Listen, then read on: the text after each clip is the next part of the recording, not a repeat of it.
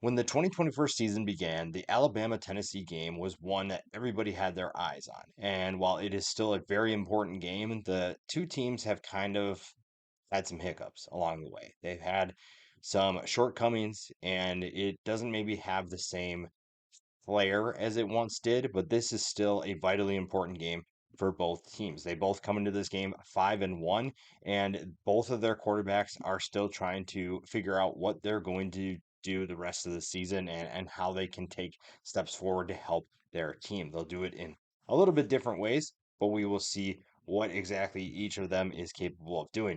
Both teams can score at a blistering pace at their peak. They are playing really well offensively at times. You've also seen them kind of struggle at times as well. The defenses are in two different places, so that's another thing to keep an eye on.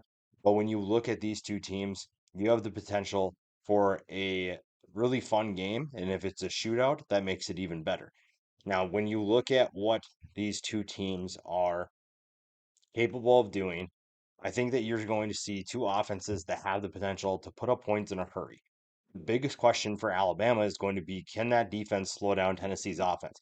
Tennessee's offense has shown some vulnerabilities. There are some questions about the, I would say maybe the passing attack. It starts with Nico Iamaleava. He is going to make or break this team in terms of offense. And if this defense can slow down Tennessee's offense, they feel like they're in a good position. Kalen DeBoer is obviously a very good offensive mind. He can put his team in a good position to win this football game. The question is going to be, can they slow down Tennessee's offense?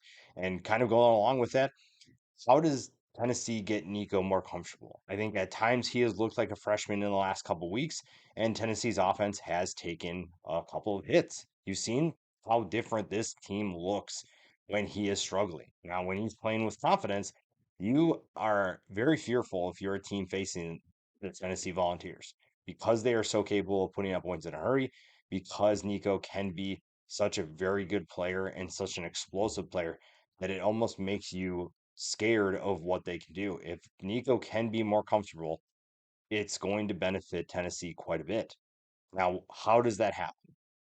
It really comes down to whether wide receivers can step up in a big way. We've seen at times Tennessee's wide receivers do a lot of explosive things, and that has been in games where Tennessee has looked extremely dominant. Now, in the first three games, this is a much different team than the last three games. The last three games, they have struggled putting points on the board.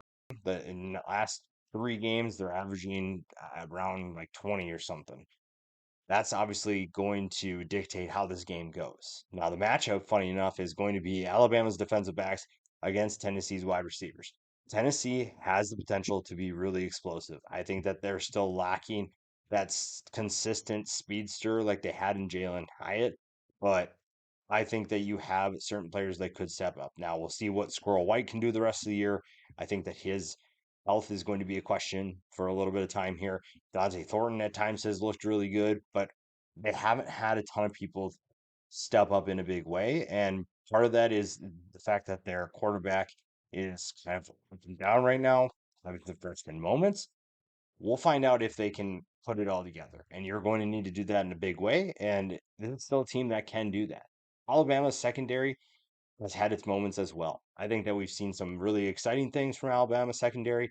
I think we've also seen some things that maybe you raise some concerns. So these are two groups that definitely will have an impact on the game. How they do against each other is probably going to dictate what these teams can do in terms of scoring points or keeping the other team off the scoreboard. But again, this is going to be a really fun game. It has big time playoff implications. It doesn't eliminate either team from the playoff, but it definitely helps if you win this game. The impact players for Tennessee, everything starts with Nico. That really shouldn't be a surprise. And he is going to dictate how successful Tennessee is in this game, but also just in general. Nico is a very talented player still, despite some of those freshman struggles. We knew at times he was going to have some of those road bumps. You just have to figure out how to get through them. Now, how do you do that?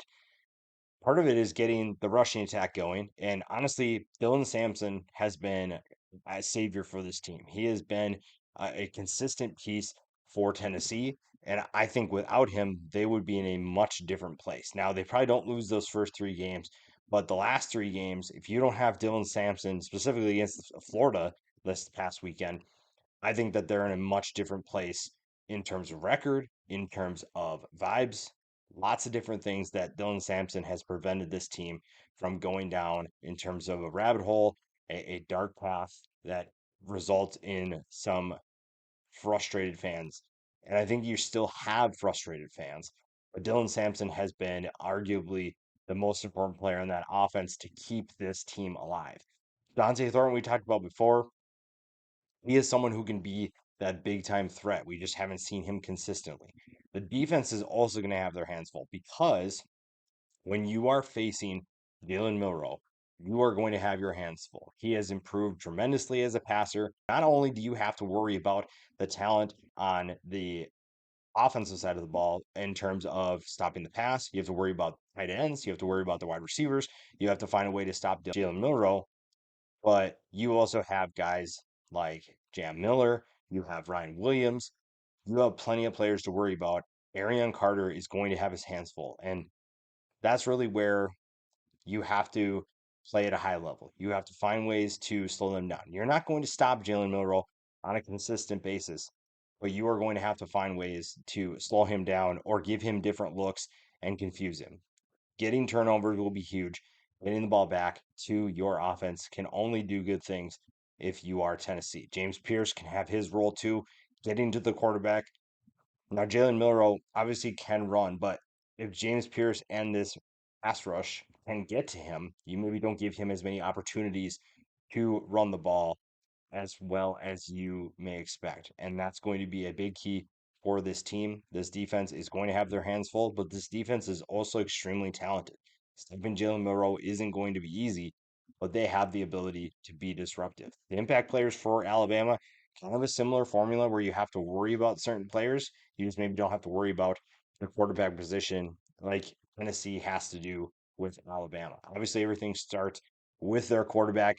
How he plays is going to dictate the result of this game. Jalen Milrow is an extremely athletic player, but again, he is also taking big steps as a passer. Over 1,400 yards already, in 12 touchdowns, 319 yards. He already leads the team in rushing. So he has done exactly what you expect him to do.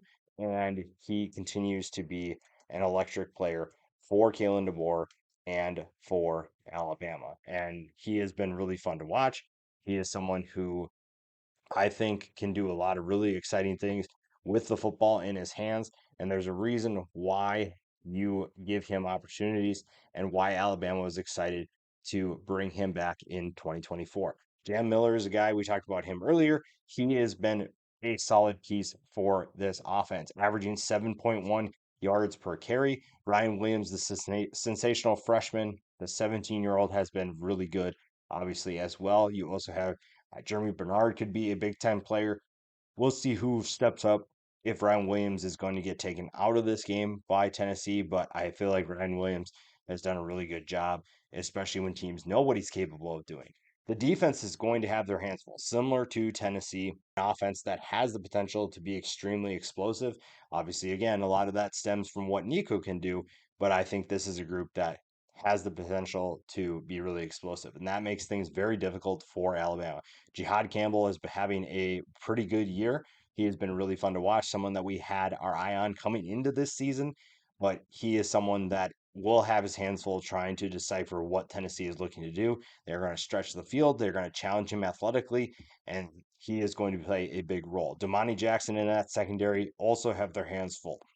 This is a group, again, this offense is going to spread out this secondary. Now, granted, guys like Jackson and the corners are already going to be out there anyway, so it's not really a stress on them. But the safeties, the linebackers, those are the guys that are going to have their hands full. Damani Jackson has potential tough matchups, and really this whole secondary. How they play against those the Tennessee wide receivers will determine how successful Alabama is in this game. And again, I think that probably dictates a lot for what Tennessee can do offensively. This is still a big game. I think that's one thing that we still need to talk about is despite the one loss, you're not eliminated from the playoff. This is, I think, still two potentially really good football teams that have some things to figure out, and that's not abnormal. That's pretty normal for a college football team. And for both these teams, they have some things to figure out, but it's also a learning process. We're 6 games into the season, and they have some things that are going well. They've learned some things already, and they also have to continue learning. They have to continue developing, and this is a game that allows them an opportunity to do that. And it, again, the losing team does not get eliminated from the college football playoff, but a win definitely keeps them in a better place, and a loss makes it so that it's more difficult to or to say play with a little bit more of a relaxed feeling, play a little bit looser. You may be playing a little bit tighter when you have 2 losses because you know a third loss might put you out of the playoff. But again, 2 losses does not eliminate you. It just obviously helps more to win this game more so than lose it.